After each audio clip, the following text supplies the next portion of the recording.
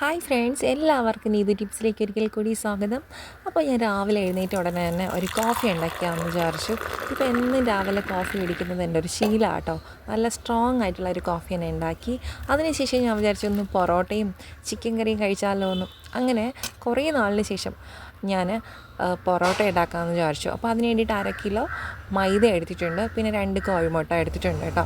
പിന്നെ നമുക്കിതിലേക്ക് 1 table spoon പഞ്ചസാരയും 1/4 ടീസ്പൂൺ ഉപ്പും ചേർക്കാം. പിന്നെ നമുക്ക് 1 കപ്പ് തൈര് ചേർക്കാം, അധികം പുളിയില്ലാത്ത തൈര്. പിന്നെ നമ്മൾ ചപ്പാത്തിക്ക് കുഴയ്ക്കുന്നത് പോലെ ഒന്ന് മിക്സ് ചെയ്തെടുക്കാമെന്ന് വിചാരിച്ചു.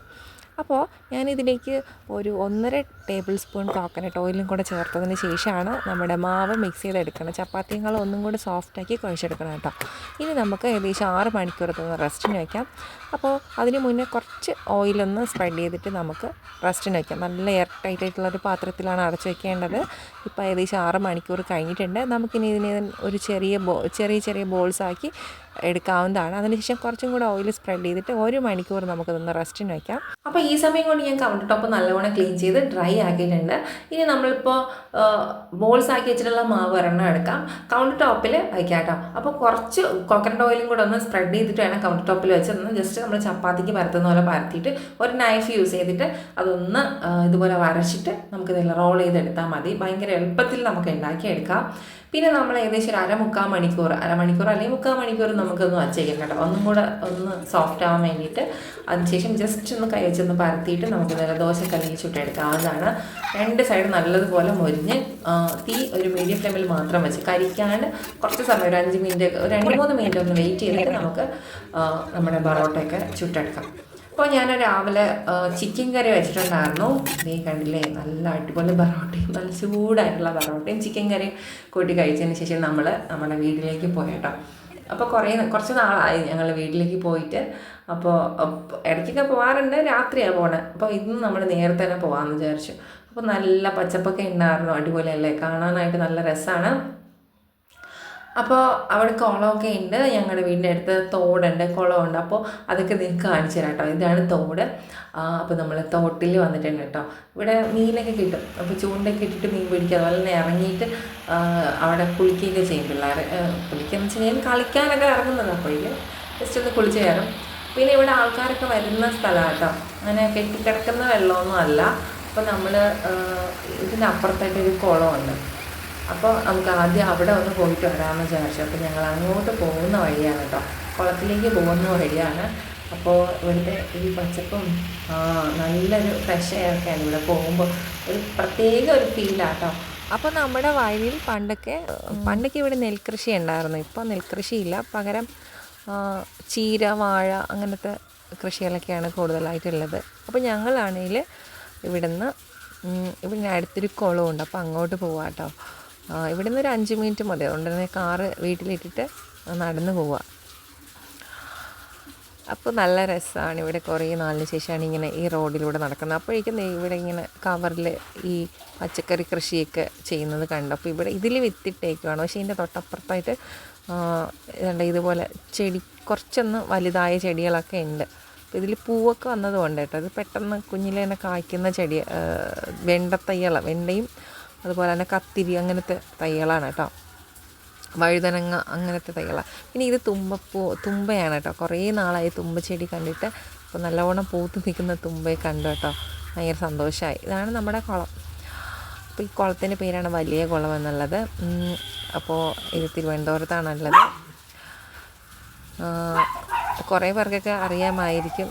അപ്പോൾ ഇവിടെ കുളം ഇപ്പോൾ ക്ലീൻ ചെയ്തുകൊണ്ടിരിക്കുവാണ് കേട്ടോ. അപ്പോൾ അതിൻ്റെ പായലൊക്കെ എടുത്ത് ക്ലീൻ ചെയ്തുകൊണ്ടിരിക്കുകയാണ്. അപ്പോൾ കുറേ ആൾക്കാർ ക്ലീൻ ചെയ്തുകൊണ്ടിരിക്കുകയാണ്. പിന്നെ കുറേ പേര് ഇവിടെ ചൂണ്ടയൊക്കെ ഇട്ടിട്ടുണ്ട്, കുറേ പേര് വലയിട്ടിട്ടുണ്ട്.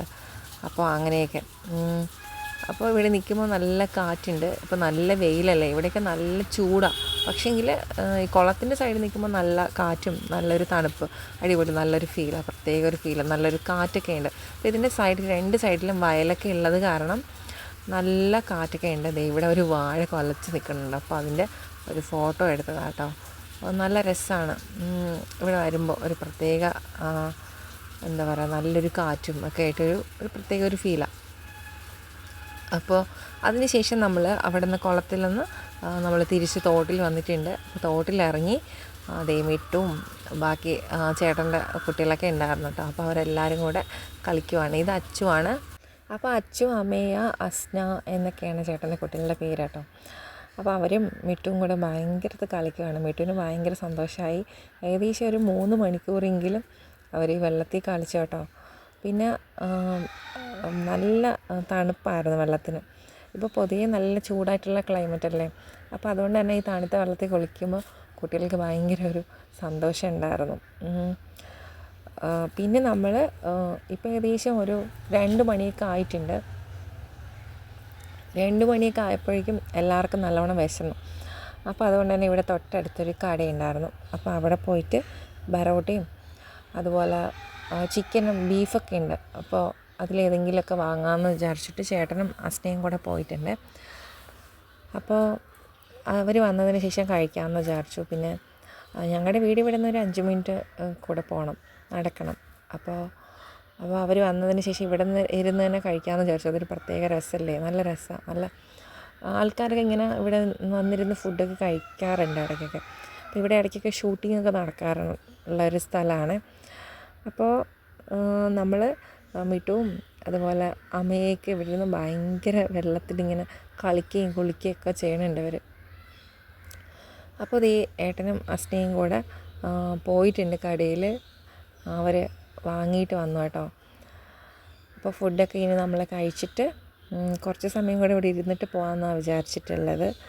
അപ്പോൾ ഫുഡൊക്കെ കഴിച്ചതിന് ശേഷം എല്ലാവരും കൂടെ ഇങ്ങനെ ഇവിടെ ഇരുന്ന് ഇങ്ങനെ കുളിക്കുവാണ്. അപ്പോൾ അതിന് ശേഷം നമ്മൾ തിരിച്ച് നമ്മുടെ ഹൈവേ വഴി വീട്ടിലേക്ക് പോവാം കേട്ടോ. ഇപ്പോൾ ഏകദേശം ഒരു 6:30 ആയിട്ടുണ്ട്. ഞങ്ങൾ പിന്നെ വീട്ടിൽ പോയിട്ട് കുറേ സമയം വീട്ടിലൊക്കെ ഇരുന്ന് എല്ലാവരോടൊക്കെ സംസാരിച്ചു, ഭക്ഷണമൊക്കെ കഴിച്ചിട്ടാണ് പിന്നെ ഞങ്ങൾ അവിടെ നിന്ന് ഞങ്ങളുടെ വീട്ടിലേക്ക് വന്നത്. അതായത് തിരുവനന്തപുരത്ത് നിയമസഭയിൽ ബുക്ക് ഫെസ്റ്റ് നടക്കുമല്ലേ. അപ്പോൾ എല്ലാവരും പറ്റുവാണെങ്കിൽ അങ്ങോട്ട് പോവുക, വായിക്കാൻ ഇഷ്ടമുള്ളവർ വാങ്ങുക.